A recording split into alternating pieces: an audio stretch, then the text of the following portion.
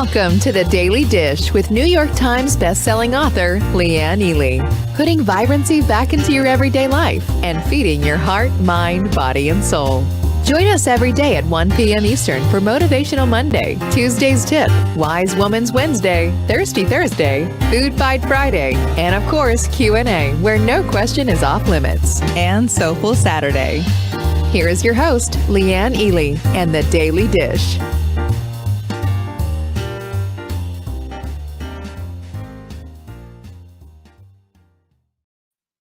It's Thirsty Thursday. Who's thirsty today? I know I am. I've got my tea going in my full bloom cup. Yes, I do. And furthermore, another glass going here in my Pilsner glass. Don't you love Pilsner glasses? Aren't they so pretty? This is not beer, by the way, right? Good point. This is hot milk mix. And so let's hydrate. It's so good to see you, June and Catherine and Jocelyn and Martha and Leisha's here. Shauna, you're here too. Margaret, Carol. I'm so glad you're all here. And my hair, I just looked at this and I just hit the frizz button. I don't know what just happened there, but it sure looked good an hour ago. Whatever. You know what? Who cares, right? Who cares? Because, I am an eternal optimist. Let me just get that out of the way right away. Hello there, Sharon. She's in the house. So's my girl, Mary Ann. I'm really delighted that you're here because today we're going to be talking and kind of getting to the point of really wrapping up this whole week talking about time. Yesterday, we talked about how we neglect to cherish time. And today we're going to get into the weeds on how to do that. There's Carla. Hello, Cornelia. Suzanne is in the house. So's Doris. I love watching y'all come on in. Yeah, if you missed yesterday's show, it was something. There's a lot of emotional stuff attached to that because, you, me, all the humans on board, haven't we all been through some tough stuff of losing people we love, of going through and processing what that's all about? And let's just face facts. We all have some kind of a regret, don't we? Yeah. Sharon said she was ugly crying yesterday. Oh, I want to hug you, Sharon. I want to hug you. Joanne. One truck loaded. Oh my gosh. Joanne's taking a rest with us. I'm so glad. Everybody send Joanne your good, lots of energy vibes. She needs that. Sharon, I love you. I just love that you show up. I love your chair dancing. I love all of it. It's so much fun. Jane, you're here. That makes me happy. You all make me happy. Can I just tell you, you all make me happy. And this is, of course, this is the Daily Dish Show. If you don't know what the heck this is about, we put vibrancy back into your life, heart, mind, body, and soul. That's what we're all about. 20-year journey of being in this place of being a nutritionist and understanding how important connecting food to the quality of your life is, and being through food addiction myself and up and down on the roller coaster and understanding what it is to live in those trenches. Brought me to this place of understanding that it can no longer be connected to just what size you are anymore. It needs to be connected to what you want in your life. And the bottom line is we all want vibrancy. That's why we're here. And that's why we're doing this show. So I had somebody ask me the other day, don't you cook anymore? Oh, and I said daily.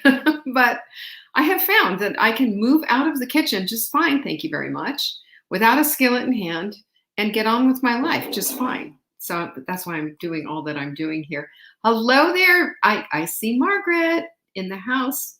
Who else am I seeing? Angie's here. Good to see you, Angie.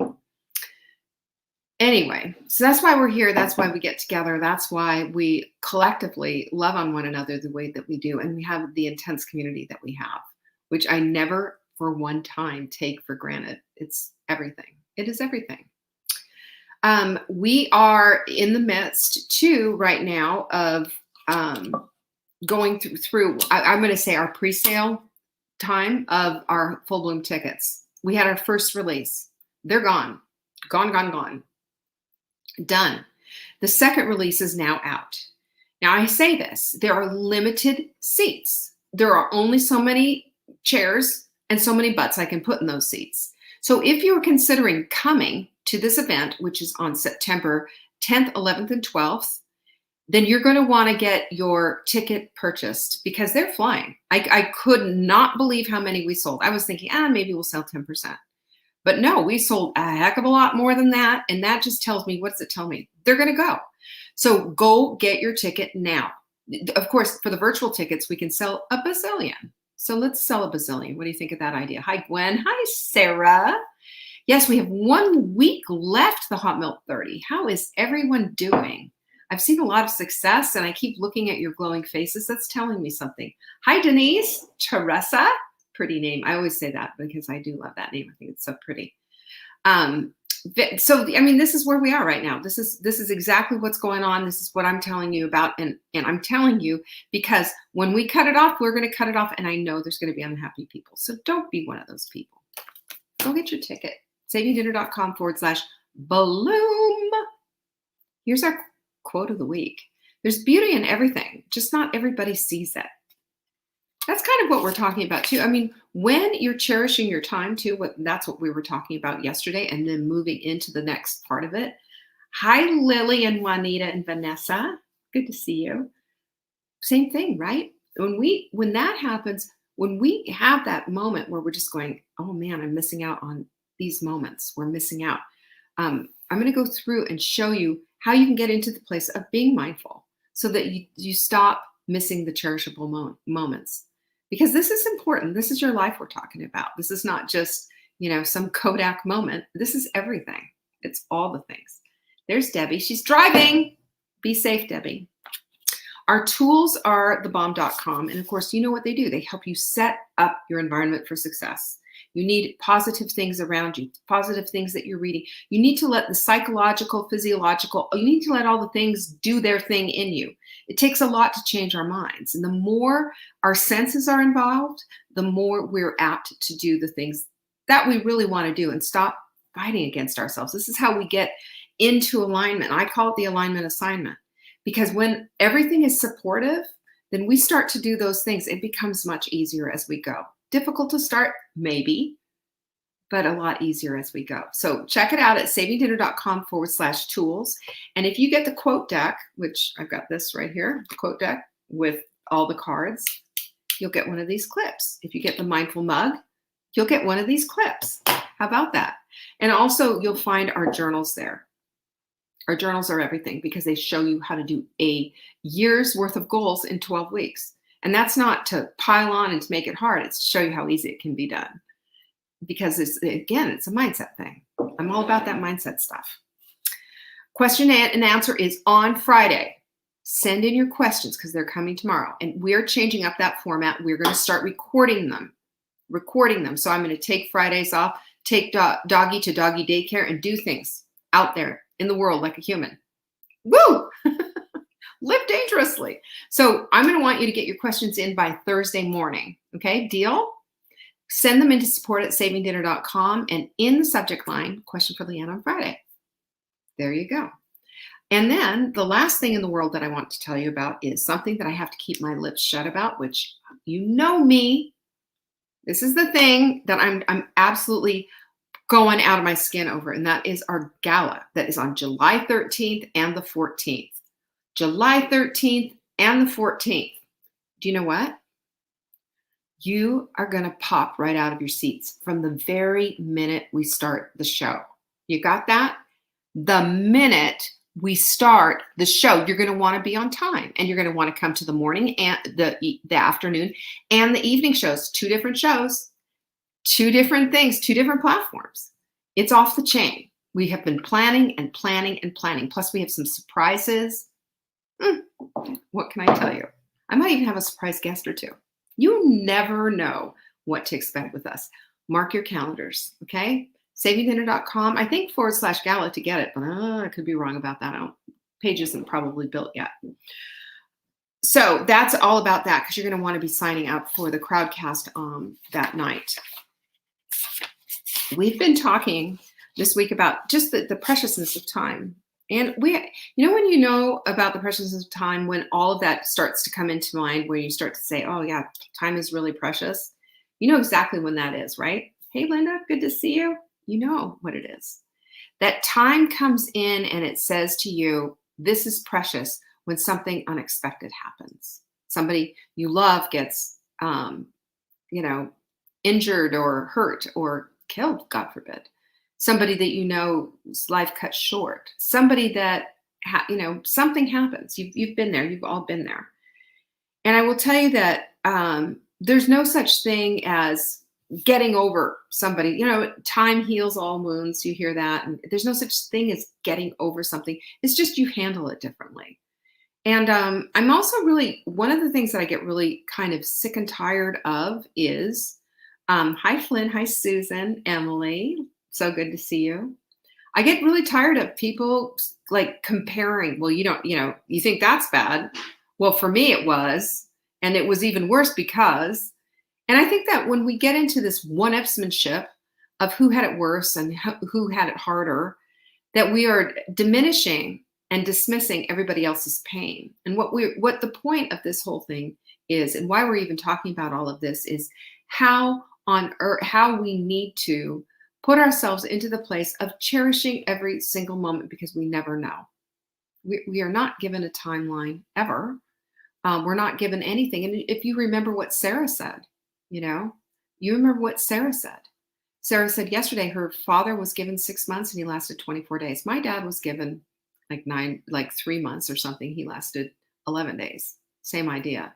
I think we play a role in our own death when we are given a death sentence like that, and that, we can, there's things going on. If you've ever been around somebody who's passing and they're in and out, of consciousness and what have you, I believe, the personal thing, I don't have a thing to back me up with this, but I believe that there's negotiation going on, or there's discussion going on, like God saying to God, hey, you know what? Let's just do this, and let's whatever. Because when you're with somebody who is passing, sometimes they have really checked out and they're not quite there. You know what I'm talking about. Anyway, and I say all of that, and I also say to our dear Patsy, who had lost her son, and what she shared just broke my heart. I had a girlfriend, Sandy. She lost her daughter, passed away in her arms at 12 years old, walking across the room. Sudden cardiac event with, there's a word for it, and I don't know what it is. Forgive me. There's no preparation for that. There is no preparation for us to ever be ready to say goodbye to anybody. I mean, we might think that we're prepared, then it happens, and then we say, oh, I thought I was prepared, but I'm not.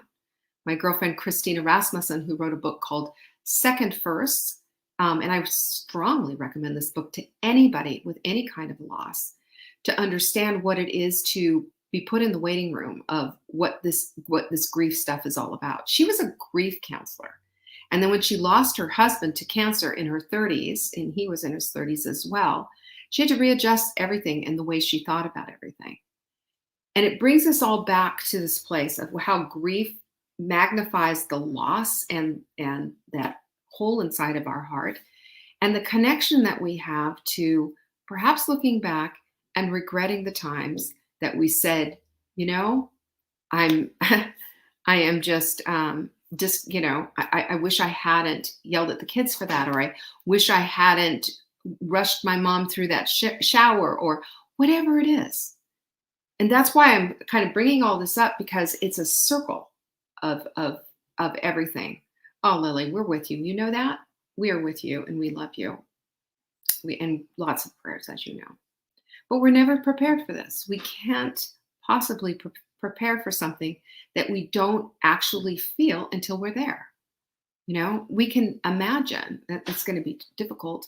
And we often say to people who go through difficult losses that I can't imagine what you're going through. And that's true.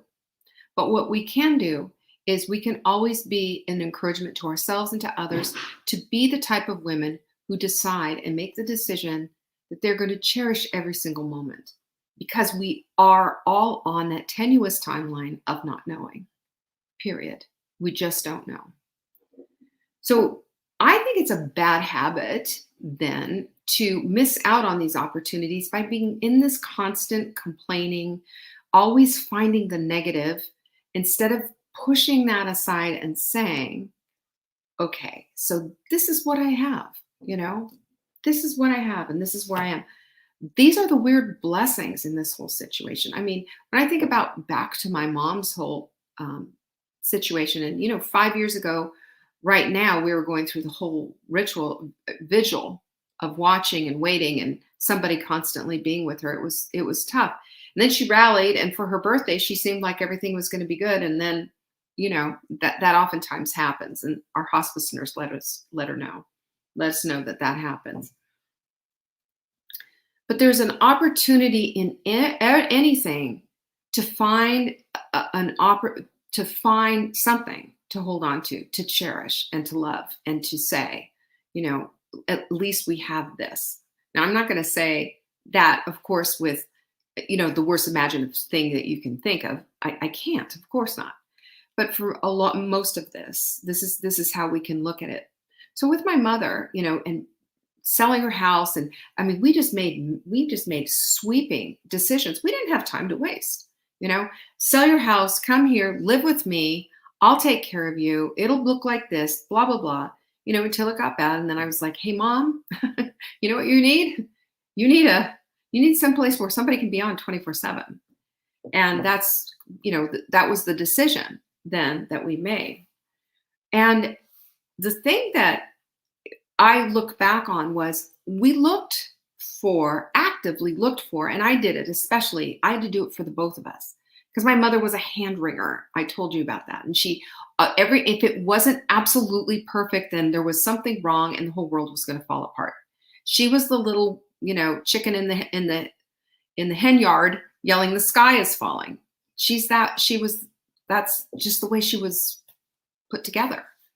And I used to hold her hands and I used to tell her, I said, Mom, it's not perfect, but guess what? We're together. And she had such regrets. And she would say, I wish I had listened to you a long time ago and your sister about moving out here. Why didn't I do that? Why didn't I? And, we'd sit there and we'd cry for a minute. And I say, because your time to be here was now and you get to be here with me. And we were together every single day. And everything, we had the moments, lots and lots and lots of cherished moments that would have just passed by I hadn't made a decision that I was going to cherish this, because I knew we were on a short timeline. I knew what the doctors had told me. I knew it was a short timeline, and I knew it was agonizing and awful. But we made a decision right then and there. Cherish all of that time. So how do we do that then, though? How do we just say, okay, I'm going to cherish time. Now what do I do? Now what do I do? How do I go from not complaining about all these things? And, it's dreadful, wiping somebody's butt, right? It is. It's not fun. It's not fun there's a lot of not fun things in this, involved in this. I had a girlfriend who came out and found her mother with dementia, had taken off her diaper and put poop all over her walls and all over her hands. Can you imagine? She had to clean that up. So what do we do? I believe we ask, we ask for eyes to see and ears to hear. For eyes to see and ears to hear. I think about the story of Paul on the road to Damascus, right? And the scales fall off his eyes and he can see for the first time. Finally he can see again because, he was blinded. You know the whole story. But think about that for a minute. We are so divinely connected to God that most of us I don't think recognize that and connect with that, or think that we have to go through some ritual of the church, or think about we have to say the right sinner's prayer or something. And sorry for anybody that might offend, but I'm going to just say it and go out on the limb and just say that I believe that there's a whole lot of more grace and latitude from a God who loves us, a God who purposely put us here on this earth to say that you are so darn important. Everything about you, I love. I created that freckle on your face. I gave you, those twinkly eyes. I did all of what I did for you. You're not perfect, but I love you all the same. I love you all the same. I think that we need to look for the opportunity to show up and to create cherishable moments at all times, and believe that before our feet even hit the floor, that there's an opportunity to find something that's cherishable, even in the midst of oxygen machines and doctors coming in and out and poop on the walls. Even in the midst of that, that we have the opportunity. I think we need to look for less Kodak moments, less selfies, less pictures, and more imprinted, embedded memories in our minds of moments of love. Because those moments of love, that's the stuff that you get to take with you. I'm going to tell you the story of when my mom was going through some really serious stuff, and I'm probably going to cry my eyes out because I can barely say it, even think about it without crying. But it's a cherishable moment that made all the difference in the world, that made me understand and connect and know that we're all here by divine grace, on purpose and for purpose, and that we're dearly, dearly loved. If I can feel this pain of my mom passing, and you feel the same thing with your parent or a child or somebody who's passed, can you imagine what the God who placed you here on this earth feels for you as you feel this? Think about that. Number 2, you got to find the humor. You got to find the humor. My mother and I made jokes about everything, and they weren't pretty, I would even say, well, I am your trustee, Mom. I do have the check writing power. Or every once in a while I'd say, I think I'll just get out this checkbook and I don't know, car shop, just because. And she thought it was the funniest thing. And we'd sit there and we'd laugh. I shared this with my team the other day. We had an ongoing joke for a while, a long time. My mother hated little, crocheted doilies and things like that. And somebody thought she would like it and gave her this crocheted doily. And she said, look what I got. I said, yes, Mom, we can just put it right here. You can just put it right here. My mother had very, she liked modern things and just clean. And she's very organized, clean freak. Everything was in a row. And so, I took that doily, and she had this pretty Japanese teapot thing on her glass table in her dining room. And I took it and I put that doily underneath her teapot and never said anything. Well, that set off a game that we had for probably 5 years of hide the teapot. So my I left the house without ever seeing that. And then the next thing I know, I get to her house again and I don't see it there. And I think, whatever. I'm on an airplane. I'm in my purse. And what do you know? The doily's in there. So back and forth it went. And we had the best time with it. And, we did that up until a week before she passed away. We would still hide the doily, and she would get my daughter involved. She'd get my son involved. It was this big game, and we laughed so much. Think about what laughing does. That's stimulating your parasympathetic nervous system, which is going to help you release a lot of this tension and strain. There's a lot of tension and strain going on when you're dealing with, things that are hard. But when we make a decision that we are going to live in cherishable moments, and that our moments and the time that we have, and as little as it might be, or longer and protracted and hard, because we're dealing with a whole lot of things, those cherishable moments become snapshots in your brain. They can become embedded in your heart, mind, and soul. Because this is how we cherish that time. Number 3, we have to take moments to just stop and to get out and to spend some time, in nature, experiencing a sunset, not just watching it, literally smelling the roses, and just breathing in and breathing out, being connected with our breath. I wrote a note. I wish I had my journal right here. I'd read it to you, but I wrote a note yesterday about how I felt my breath was my guide so much, because oftentimes, we shallow breathe by accident, and we're not breathing deeply enough.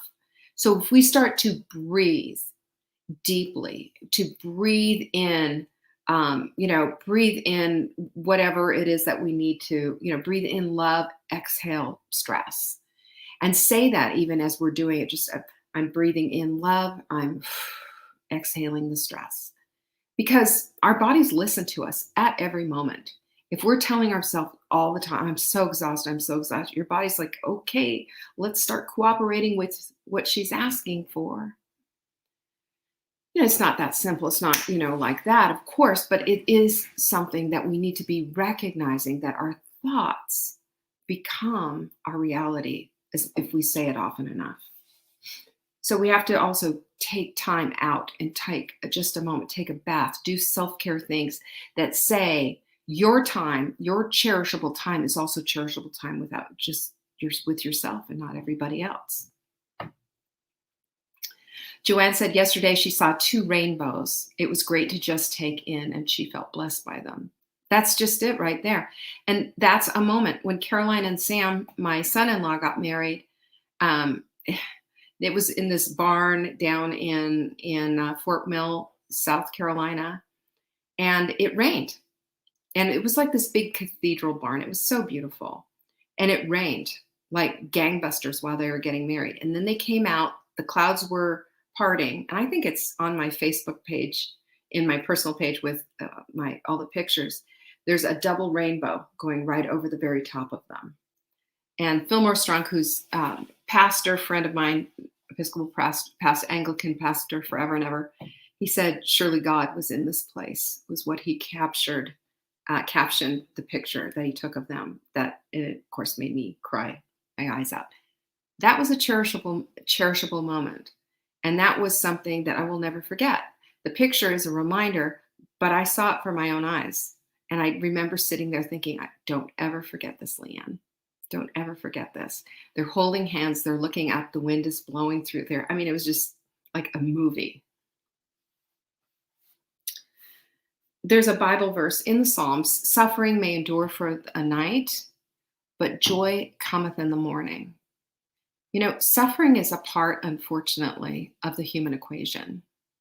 It is part of what we all go through. And I don't think we should dismiss and try to run from suffering. Rather, I think we should, and I don't think we should lean into it and embrace it and all of that either. But you know what I think it is? I think what it is that when the suffering comes, we can feel and empathize with others around us who are suffering. We can feel and we can empathize with the joint suffering in the universe, even if you want to go that woo-woo out there. But it's true. There's a sisterhood of suffering out there. We don't need to live in our suffering, but we need to experience it and know from it that it's okay. You know, it's not to be lived over and over again and put it on repeat and have that be a negative loop and have that be the plumb line of your life. But certainly suffering is part of what it is that we do.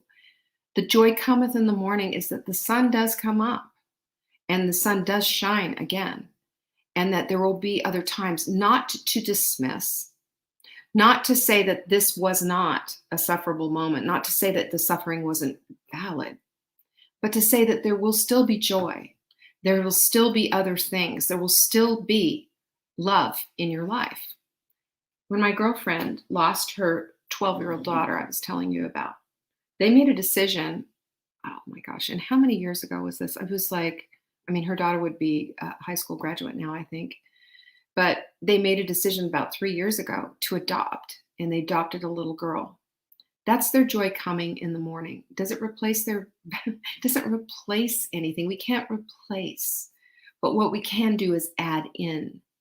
We can always bring in more joy. You know, I is trivial, in light of all these heavy things that we're talking about. When I lost my dog, David dog, his name was David. My son named him as a child, a 6-year-old. When I lost David, and he was in my son's arm, I just sat there bawling my eyes out.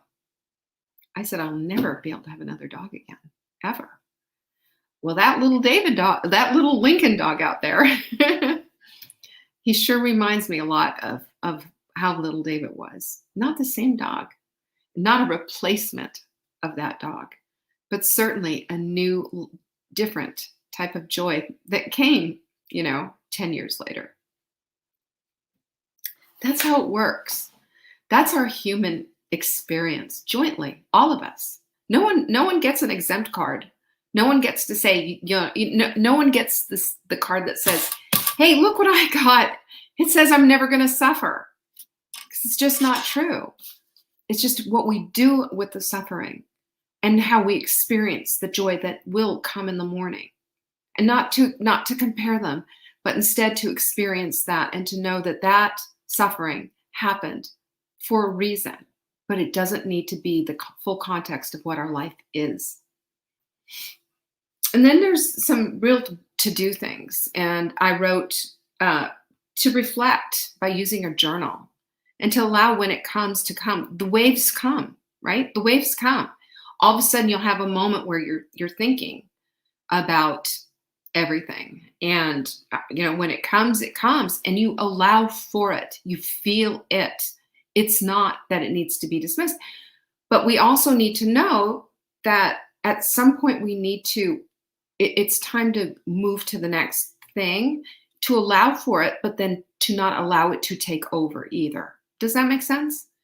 And that's why I journal. And journal is a great thing. And I, occasionally I'm going to be journaling about things like, my mom's death soon coming up. I can feel it. It's on the cusp. I don't live it daily. Every day I'll see something that probably reminds me of her. Every time a butterfly comes fluttering in my peripheral, I'll always say, "Hey, Mom." I expect that it's a little visitation from her, just reminders that there's things about me. I have a little sign up here that my daughter gave me. I got it from my mama. I've got a picture of her and I together right across the way there from us. I have a picture right across the way here of my children running across the field with the goats in their big rubber boots. And I took that picture that I found. I don't know who, I think, probably my ex-husband took the picture, and I found it was just a snapshot. I found it and I put it in a frame and said, that is the moment that I'll never forget. I saw that every single day. And I have it now just framed forever. And I look at it especially when they make me feel a little cranky, like, can't they just get it? They're adults now. And I look at that and it makes me happy. Shift. But you got to reflect and you got to journal. This is how we kind of get some of this stuff out. Number 6 is meditation.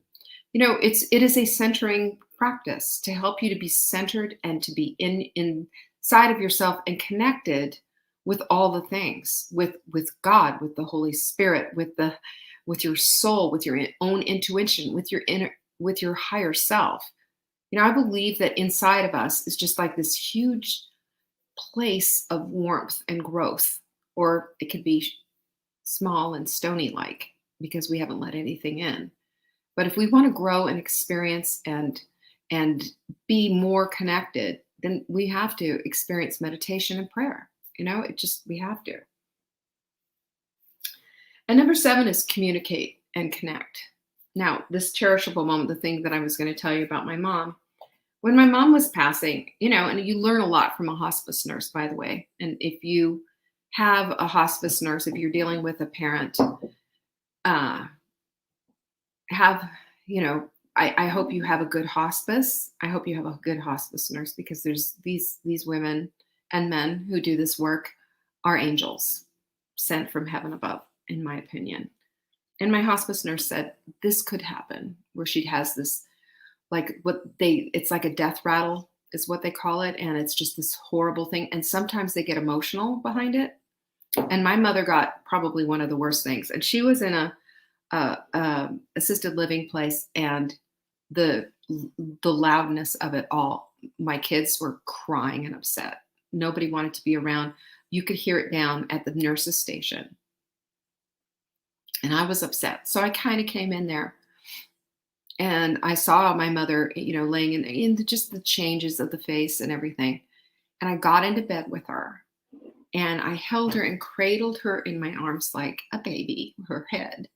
And I looked into her eyes and I said, "Mom, look at me. Look at me, Mama."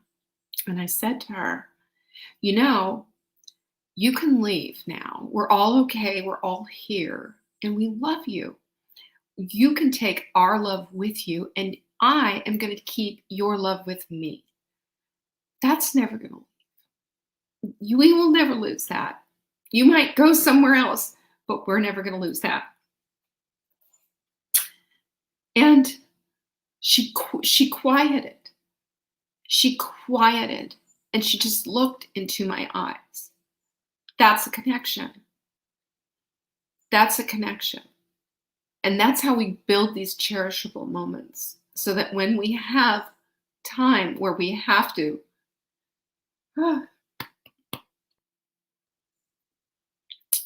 where we have to go to a difficult place like that. We can. We can't, because as much as the tears were flowing, worse than now, as much as it was so hard, it was built on a relationship that was built on communication, cherishable moments, loving on purpose, daily. Daily. I didn't miss that opportunity. I don't have any regrets. That's what living with a cherishable moment is about. Lily, my darling Lily, I'm with you. Do not be afraid. Be full of love. Be the light that your mother needs right now. Joanne just said it. Love never ends. It does not, especially when you're cherishing those moments. Okay? Who's gonna put that on their list of things to do? I sure appreciate you. Thank you so much for showing up today. This meant something to you, or it might mean something to someone who's going through something difficult right now and needs maybe to hear a little bit about cherishable moments. Would you share this with them? We will see you tomorrow for Q&A. Don't forget, send your questions in right now to support@savingdinner.com. And question for Leanne on Friday. And we'll double take care of it. And don't forget about getting your full Bloom tickets, by the way. They're going fast. savingdinner.com/Bloom. Thank you so much for joining me today. Peace be with you. Bye-bye. Thanks for watching. You can find us on YouTube on the Saving Dinner channel or on the Saving Dinner Facebook page. Check back daily for new episodes, Monday to Saturday at 1 p.m. Eastern. If you missed the live show, you can watch the replay. Until next time, pinkies up.